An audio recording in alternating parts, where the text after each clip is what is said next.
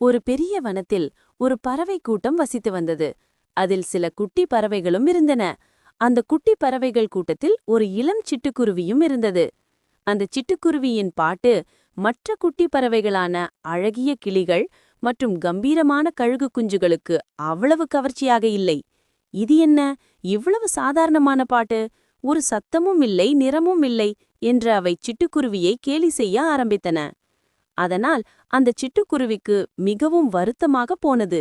எப்போது பார்த்தாலும் தான் மட்டும் மட்டம் தட்டப்படுவதை சிட்டுக்குருவியால் சகித்து மிகவும் மனமுடைந்த இளம் சிட்டுக்குருவி அங்கு வாழ்ந்து வந்த ஞானமிக்க மைனாவிடம் சென்று தனது வருத்தத்தை சொன்னது. சின்ன பறவைகளின் சண்டையை நினைத்து அந்த மைனாவுக்கு லேசாக சிரிப்பு வந்தது. அந்த இளம் சிட்டுக்குருவிக்கு தன்னம்பிக்கை வரவேண்டும் என்று நினைத்த மைனா அழகிய இறகுகளைக் கொண்ட வான்கோழியை பற்றி சொல்ல நினைத்தது. குட்டி சிட்டுக்குருவியே, நீ என்றேனும் வான்கோழியை பார்த்திருக்கிறாயா என்று கேட்டது.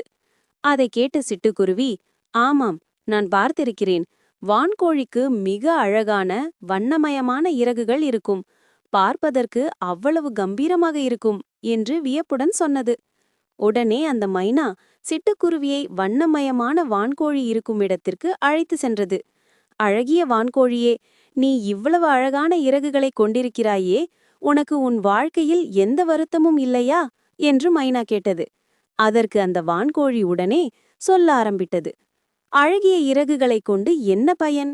என்னால் உங்களைப் போல உயரமாக பறக்க முடியாது, இனிமையான பாடல் பாட முடியாது, என் ஒலி அவ்வளவு இனிமையாக இருக்காது, நான் பெரியதாக இருப்பதால் ஒளிந்து வாழவும் முடியாது, விரைவில் வேட்டையாடப்படலாம்